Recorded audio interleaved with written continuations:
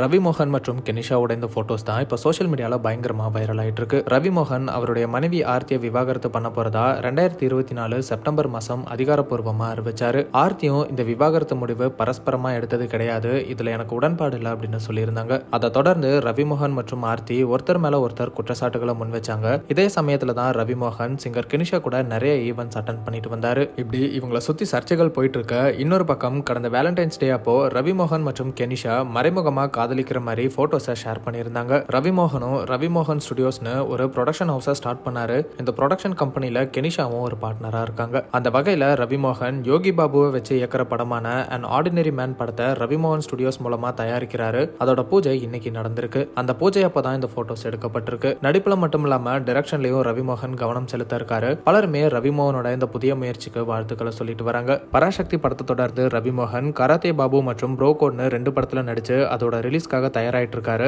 சீக்கிரமே இந்த படங்களோட அப்டேட்ஸும் வெளியாகும்னு எதிர்பார்க்கப்படுது.